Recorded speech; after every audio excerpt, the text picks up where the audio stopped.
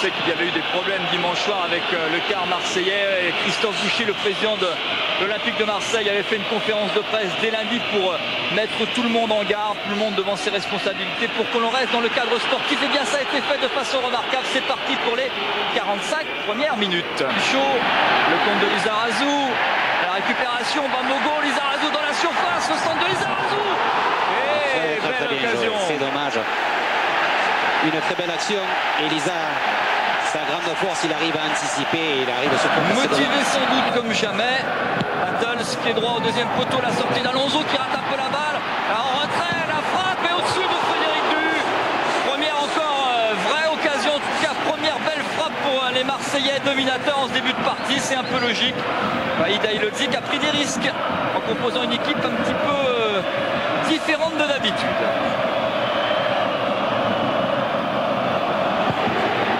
Un petit peu sa spécialité, Coquet, de remettre les ballons en retrait comme ça, mais je pense qu'Alonso là il passait un peu à travers. Bamogo encore, ça s'appuie chaud, la frappe de Bamogo et arrêt difficile parce que le ballon était vicieux. Et troisième corner pour les Marseillais.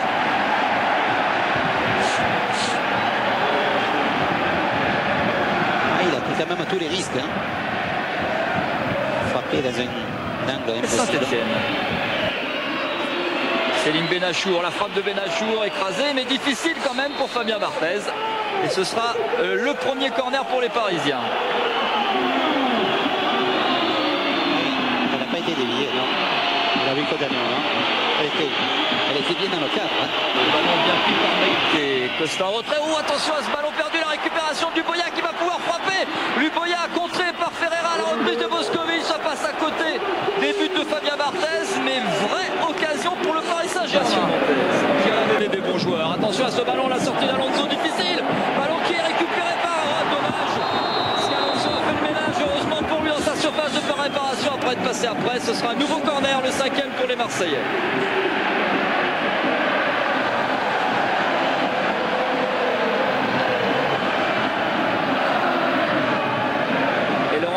Pour le tirer, rentrant, difficile, la tête de DU à côté du but d'Alonso qui avait bien jugé la trajectoire de cette pièce. Aujourd'hui, c'est presque inévitable, mais il faut marquer des buts. Peut-être là, sauvetage d'Edouard Cissé devant Coquet. Et la tête avec Bamogo, amorti de poitrine, dégagement Stéphane Pichot, il y a le feu dans la surface de réparation. Costa, il a vu Battles.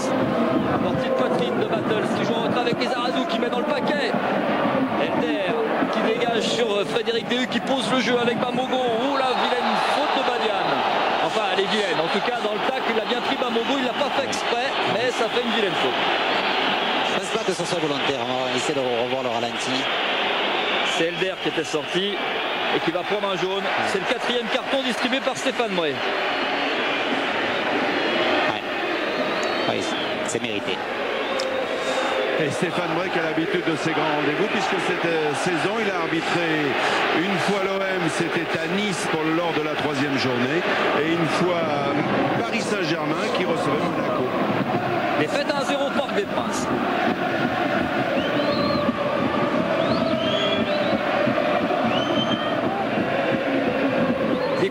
Des tireurs de coups francs, c'est mes restes du cyclisme, des tireurs de coups francs à l'OM, il y en a de qualité.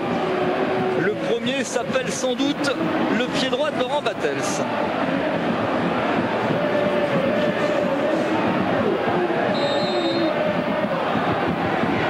Justement, c'est une récupération de Boscovic, il avait bien vu la trajectoire du ballon, le pied gauche de Boscovic au-dessus.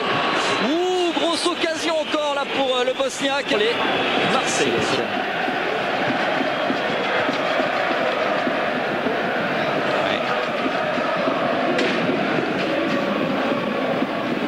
Là, dans l'équipe de l'Olympique de Marseille, il n'y a qu'un gaucher, hein, c'est Lisa.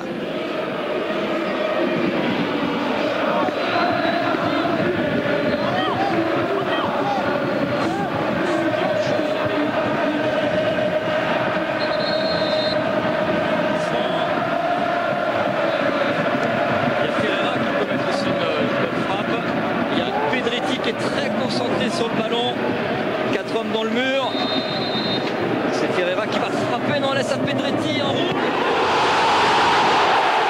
Benoît Pedretti ouvre le score au stade Vélodrome debout sur ce coup franc absolument somptueux et magnifique.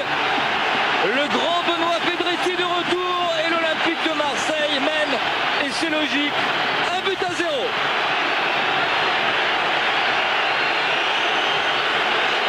Je pense que Ferreira a déstabilisé un petit peu Jérôme Alonso. Le fait de faire semblant de frapper, regardez, il a fait ce petit pas en avant et c'est ce qui lui manque pour revenir. Juste ce petit pas en avant qui lui fait faire la faute. Comme quoi le mouvement de Ferreira a été très important sur ce coup franc. Et c'est le deuxième but de Pedretti. Il en avait déjà marqué un en championnat à Nice. Et on le disait, c'est le bon quart d'heure des Marseillais dans les matchs de championnat. C'est là qu'ils ont déjà marqué 4 fois. Et bien voilà qui est fait 5 fois. Ouais, c'est clair. Vous savez, quand on est joueur, on a toujours envie de jouer. Donc c'est sûr que... Penalty. Indiscutable. Vous avez complètement raison, Jean. Vous avez même anticipé le coup de sifflet de Monsieur Bray pour cette faute sur Bamogo. Je me croyais tout seul à la télévision. Explication de Monsieur Bray avec les Parisiens, pas d'accord du tout. Et pourtant, regardez. Il le tient. C'est Elder qui tient Bamogo. Au départ déjà de l'action. Et on le sait depuis quelques jours, on avait demandé au corps arbitral de faire très attention à tout ce qui pouvait se passer dans la surface de réparation. Ça a déjà été le cas avec un penalty à Strasbourg en championnat. Et voilà l'occasion pour Habib Bamogo de peut-être réussir le ballon du chaos, parce qu'à 2-0, c'est pas certain que les Parisiens s'en remettent. Bamogo face à Monti.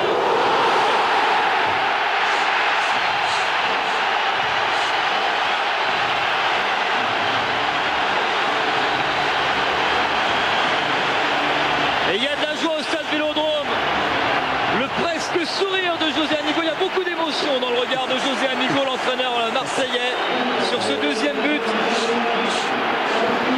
Sur penalty légitime et justifié d'Habib Bamogo. Le Parisien qui, en tout cas, vient de donner une sacrée option aux Marseillais. C'est parfait, 2-1, ça change complètement les donnes. C'est mathématique. Voir si c'est au-dessus pour Daniel Luboya dans la surface de réparation qui se retourne à Barthez. Il avait raison, Fabien. Il avait raison, le gardien de l'équipe de France, de se méfier. Mais Barthez est venu par la Ferreira. Et quand Barthez parle, ça parle fort. Reconcentre-toi, lui a dit Frédéric Déhu. Non mais là, il n'y a pas de problème pour Fabien. Il se remet immédiatement dans le match. Et quel arrêt du gardien de l'équipe de France qui jouera mercredi contre la Pologne au Stade de France. À la tête de Luboya. Oh, il bute. Oui. But de Moscovic. Les Parisiens qui, dans les quasiment au-delà même du temps additionnel, sont revenus dans la partie incroyable avec cette reprise et ce but signé le Bosniaque Moscovic. Comme quoi. Je pense que dans les vestiaires, ça va être assez chaud. Voilà, cette déviation au premier poteau de Luboya et la reprise du pied gauche dans les 6,50 m à bout portant de Boskovic, amorti du genou droit, reprise. Barthez touche le ballon qui va au fond des filets. Ah, c'est plus du tout la même chose. C'est plus du tout la même chose. Puisque maintenant, le score est donc de 2-1 en faveur de l'Olympique de Marseille de José Anigo. Parce qu'on critique souvent les arbitres, mais faire des matchs comme cela, c'est pas facile. Il a eu les gestes, les bons coups de sifflet, les bons cartons quand il a fallu. Et tout s'est bien passé depuis. C'est parti pour 45 minutes. La deuxième période, peut-être un petit peu plus limitée. Allez, ce débordement, Alonso qui bien sorti, bien resté sur ses appuis. Et par un certain Roger Lemaire. Dégagement, Badiane. Accélération avec Stéphane Pichot. Aussi il a stabilisé cette défense. C'est bien joué Mendy, l'appel de Luboya pour Boskovic, le buteur, qui va frapper du pied droit au-dessus et but. Égalisation du Paris Saint-Germain. Le doublé est signé. Boskovic, il est bon du gauche, il est bon du droit. On disait qu'il ne finit pas cette action, Boskovic. Une action absolument limpide. Pichot, Mendy et l'égalisation du Paris Saint-Germain. Sensation ici au stade Vélodrome. Barthez surpris encore sur cette frappe de Boskovic, le petit sourire de Maître Veil. Et regardez, à l'opposé, Mauvaise couverture. Mauvaise couverture l'opposé. Et c'est très bien joué. Frappe pied droit. Et le match est relancé, 2 buts partout. Incroyable équipe de Paris, dominée, qui est à la limite de la rupture, qui craque, qui est menée 2-0, qui revient 2 buts à 1 et qui ici égalise à 2 buts partout et qui va encore s'offrir des comptes sur le pied gauche. C'est pas le meilleur, peut centrer quand même. Bamogo en retrait. La frappe de Costa à côté des buts d'Alonso. Et DU est monté pour la tête. Le coup frontal, ce coup de la tête. Non, c'est impressionnant.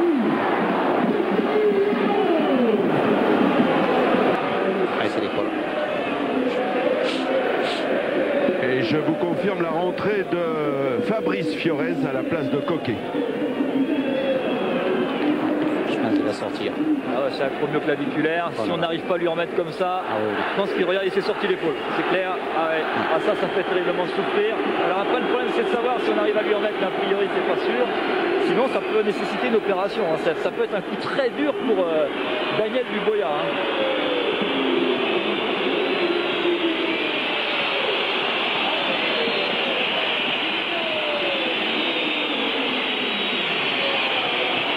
Allez, revenons au jeu. Les Parisiens sont à 10 tampons. Moi, je suis habitué à jouer à 10 seuls. Céline Benachour n'a pas beaucoup de possibilités. Joue avec Edouard Cissé. Retrouve Benachour qui cherche, qui retrouve encore ce ballon. Il a pas assez en jeu. Attention, c'était à côté.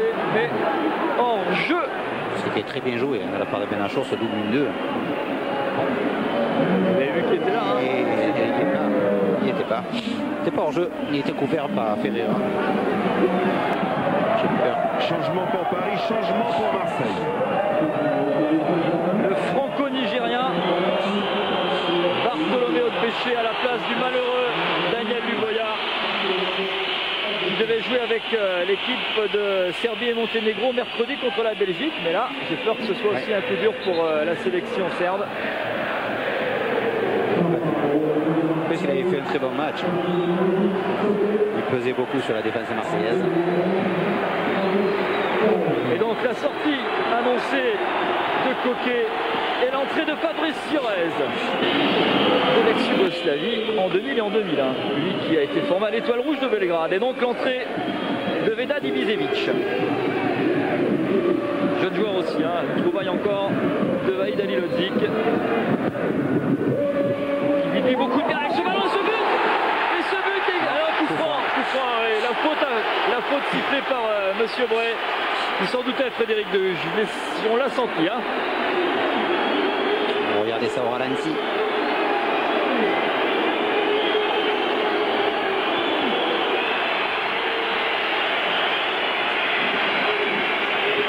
Alors, on va peut-être mieux voir là. Oui.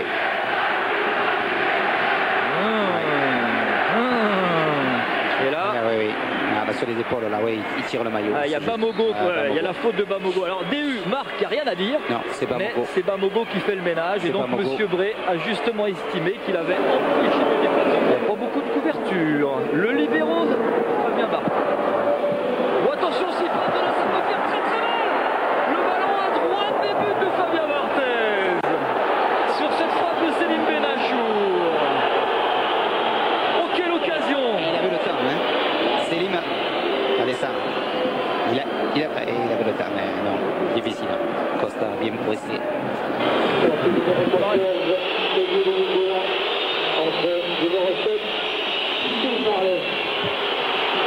Et l'homme qui sort, c'est donc, vous l'avez reconnu, et Laurent Maltaz, justement, comme le disait Louis Ndula, sur les côtés pour centrer, ballon dédié. Et ballon encore contré par les défenseurs parisiens sur cette tête de Bamogo. Ah non, de Steve Marley, pardon. Très beau geste défensif.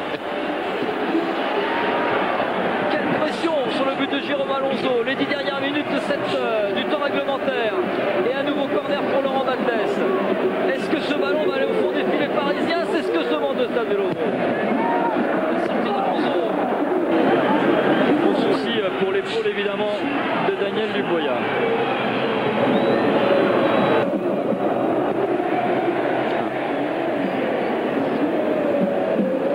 C'est Laurent Batles. Il a un peu de mal à finir ses matchs, le Marseillais.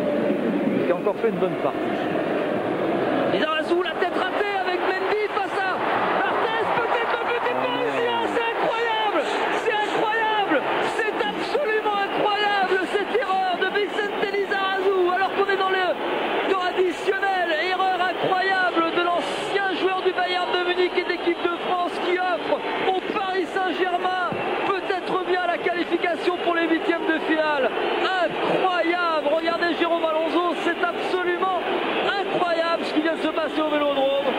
Steve Barlet effondré. Le Paris Saint-Germain mène 3-2. Ouf, difficile. Et bonne anticipation quand même de Bernard Mendy. Il était loin pour faire une tête, hein, là, les Arazou, hein, quand même. Hein. Ouais, il ne savait pas. Et surtout après dans la finition. Même qu'il était désaxé. Et il reste pas longtemps maintenant pour pouvoir se remettre. Incroyable, incroyable Paris Saint-Germain, incroyable série noire pour les Parisiens, pour les Marseillais face aux Parisiens. Ce serait la 8e défaite consécutive et le Vélodrome gronde. Donc ça c'est un coup dur pour les Marseillais parce que tout ce qu'on vous a dit avant le match reste vrai. Ça pourrait bien être la crise. Catastrophique. On est 2-0. Mais se faire remonter comme ça, prendre 3 buts à la maison, il va falloir être très costaud derrière maintenant psychologiquement pour pouvoir. Mais c'est pas fini.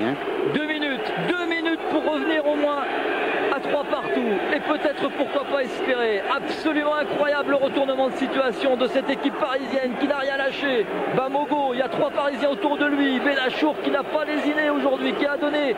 Et les Parisiens qui concèdent un dernier corner peut-être. C'est Fabrice Thierès qui va le tirer. Et tout le monde monte, y compris Fabien Barthez. Ouais, il a demandé combien il restait, 2 minutes. Allez, il envoie tout le monde là-bas, Fabien. Tout le monde dans la surface de réparation. Peut-être la dernière chance de l'OM. Le dégagement d'Ibisevic. Pedretti met dans la surface. Déviation de la tête. Non, Pierre Fanfan. Récupération d'Izarazou qui s'en veut évidemment. Costa peut-être. La frappe et un côté. C'était la balle de match, je pense. Laurent Batles, incroyable scénario que nous vivons ce soir au Stade Vélodrome. Oui, je crois qu'il n'y a pas grand chose à dire. On a fait des erreurs individuelles et on paye le cash, voilà, c'est tout ce qu'il y a à dire. Merci. Énorme désillusion, vous l'avez compris, dans la voix de Laurent Batles. Et énorme match de Pierre Fanfan quand même derrière. Défensivement, il a été. C'est l'âme un petit peu de cette équipe. Alors si c'est loin en touche, moins d'1 minute à jouer pour l'Olympique de Marseille pour revenir dans ce match. Ils menaient 2-0, ils sont menés 3-2. Retournement de situation absolument impensable. À 2-0, sincèrement, sur ce que l'on voyait, on pouvait considérer que les Marseillais avaient vraiment le match en main, qu'ils n'avaient plus qu'à conclure le travail. Et on l'a dit, ce but de Boskovic dans les arrêts de jeu de la première période a été évidemment le tournant du match. Et ils ont eu pour eux quand même en plus les Parisiens, parce qu'avec la blessure de Louvoya. Edouard Cissé, Ogbéché, récupération d'Emetrios Ferreira au chronomètre, c'est terminé. Le dernier ballon de Barthez, encore Pierre Fanfan et Edouard Cissé. Ferreira, Costa, faut la mettre dedans parce que là Monsieur Bré a regardé son chronomètre. Ouais, mais c'est mal fait. Et les Parisiens vont réussir l'exploit des 16e finales. Regardez la déception du public marseillais. Ça va gronder parce que c'est terminé. Vahid Halilhodžić vient de réussir un coup fantastique. Jérôme Alonso n'en croit pas ses yeux. Le capitaine Pierre Fanfan se dirige tout droit vers les 500 supporters, presque très sages, du Paris Saint-Germain. Le Paris Saint-Germain auteur d'un fantastique exploit mené 2-0 et qui vient s'imposer ici au Stade Vélodrome 3-2. C'est la 8e victoire consécutive du Paris Saint-Germain sur Marseille. Nelson avec Vahid Halilhodžić, entraîneur heureux.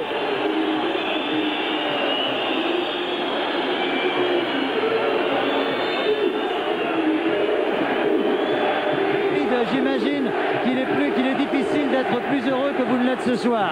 Pas seulement très heureux, de se fier de cette partie qu'ils ont fait ce soir. Le match qu'ils ont fait, c'est vraiment exceptionnel. Après 2-0, on a su se remonter, remobiliser, trouver des ressources mentales et physiques pour faire un exploit exceptionnel, je pense. Ouais. J'imagine que le but marqué juste à quelques secondes de la mi-temps a dû peser lourd dans la balance psychologiquement pour vos joueurs. On savait que Marseillais sont psychologiquement un petit peu atteints après la défaite, surtout au parc. On a joué un petit peu sur ça et cette but, vraisemblablement, il a un petit peu déstabilisé. On a profité du deuxième mi-temps. Je dois féliciter mes joueurs qui ont fait un grand parti. Malgré qu'ils sont pas mal joués titulaires, remplaçants, ils ont fait un match exemplaire. Merci. On a le sentiment, Vahid, que vous avez un sentiment de fierté paternelle pour vos joueurs ce soir. Quand vous gagnez en Marseille comme ça, vous savez, c'est une fierté énorme pour un entraîneur et pour le staff technique et dirigeants on a traversé un moment difficile, vous savez, il y a quelques mois. Maintenant, ça revient doucement, sûrement. Mais écoutez, il faut compter maintenant sur Paris Saint-Germain. Merci, bonne soirée. Bravo Vahid Halilovic. On revient pour les conclusions dans quelques instants. On reviendra avec le héros du jour. Si le héros du jour est pas là, on va quand même profiter du héros du jour, puisque Bernard Mendy est avec Daniel Leclerc. Et oui, Bernard Mendy qui me disait à l'instant n'avoir jamais marqué au stade Vélodrome, mais ce but-là, il est d'une importance capitale. 8e victoire consécutive du Paris Saint-Germain sur l'OM. Une qualification tout de même inattendue quand on est mené de 0. Ouais, c'est vrai que on a bien commencé ce match-là, mais malheureusement on a pris 2 buts sur des fautes qu'il fallait pas faire. Bon, ils ont eu 100% de réussite sur les 2 buts. Et nous, on marque ce but qui les tue à la mi-temps. Et après, on revient au score et une balle en profondeur. Et je suis là pour marquer, quoi. Mais comment vous expliquez quand même depuis ces nombreuses années la domination du Paris Saint-Germain sur l'OM, que ce soit à Paris ou au Vélodrome? Je sais pas, peut-être qu'on est plus motivé ou j'en sais rien. Pourtant là on est venu avec quasiment, je dirais pas l'équipe réserve, mais la plupart jouent en CFA et les autres se sont reposés, donc ils avaient aussi à cœur de prouver au coach que c'était tout le groupe qui pouvait jouer en L1. Et là, je crois qu'ils l'ont très bien démontré ce soir. Et je voulais embrasser ma fiancée, c'est pour elle le petit but, pour la Madeleine d'Evreux, mes petits frères, la famille, tout le monde. Merci Bernard, merci, ça prouve que le Paris Saint-Germain a de la réserve. Belle qualification, bravo Bernard, à vous Thierry. On se remène nos émotions, on passe par Paris, puis on revient pour la conclusion au stade Vélodrome. On a vraiment vécu une formidable soirée. Allez, à tout de suite.